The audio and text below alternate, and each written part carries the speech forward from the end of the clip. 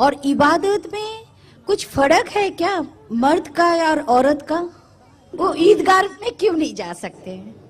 بہن کا سوال ہے کہ اسلام میں عورتیں مسجد میں جا کے نماز کیوں نہیں پڑھتی اور نماز پڑھنے کا طریقہ الگ کیوں ہے اور عیدگاہ میں کیوں نہیں جاتی؟ قرآن مجید میں بہن کدھر بھی نہیں لکھا ہے کہ عورت مسجد میں نہیں جا سکتی. وہ ہمارے انڈیا پاکستان میں ہے، اس لیے اسلام کو دیکھنے کے لیے انڈیا کو مت دیکھو، پاکستان کو مت دیکھو، کولکاتہ کو مت دیکھو، قرآن کو دیکھو. کئی حدیث ہے صحیح بخاری میں جلد نمبر 1 آخری حدیث، do not prevent the female servant from going to the mosque, مطلب مومنہ کو مسجد میں جانے سے مت روکو. اللہ کے رسول فرماتے، آپ پڑھیں گے صحیح بخاری جلد نمبر 1 حدیث نمبر 824، اس میں اللہ کے رسول فرماتے کہ do not prevent your women to go to the mosque even at night. اگر رات کو بھی اگر وہ چاہتے کہ مسجد میں جانا چاہتے تو مت روکو. تو مسجد میں عورتیں جا سکتے ہیں. وہ ابھی انڈیا پاکستان میں روکتے کیوں روکتے ان سے پوچھئے. قرآن و حدیث میں تو لکھا جا سکتے ہیں. کلکتہ میں بھی ایک آدھ مسجد ہے کیا نہیں بھائی؟ 2 مسجدیں بھائی صاحب بولتے 2 مسجدیں، ایڈریس لے لینا آپ بعد میں. 2 مسجدیں ہیں جہاں خواتین جا سکتے. انشاءاللہ کل 4 ہوئیں گی، پرسوں 10 ہوئیں گی، انشاءاللہ سب مسجد میں اختیار ہوئیں گا. Equal but separate facility. اور اللہ کے رسول فرماتے اس طریقے سے پڑھیے جس طریقے سے آپ مجھے دیکھتے ہیں.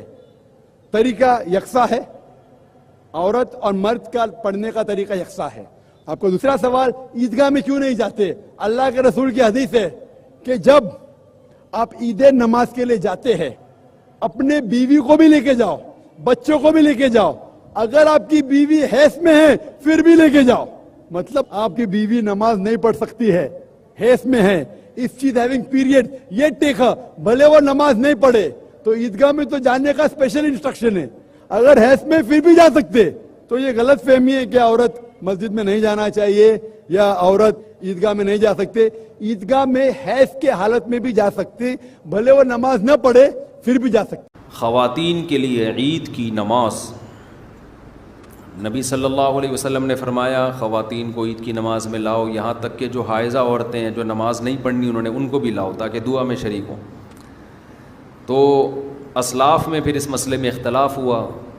بعض حضرات نے کہا کہ نبی نے جن شرطوں کے ساتھ خواتین کو اجازت دی ہے آج کل خواتین ان شرطوں پر عمل نہیں کرتی. ان فقہا کا مقصد حدیث کی مخالفت نہیں تھا، بلکہ کیونکہ خواتین خوشبو بھی لگا رہی ہیں، بے پردگی بھی کر رہی ہیں، اور عید کے دن تو پھر اور زیادہ خطرہ ہوتا ہے، تو اس لیے انہوں نے پابندی لگائی. تو ان کا مقصد حدیث کی مخالفت نہیں.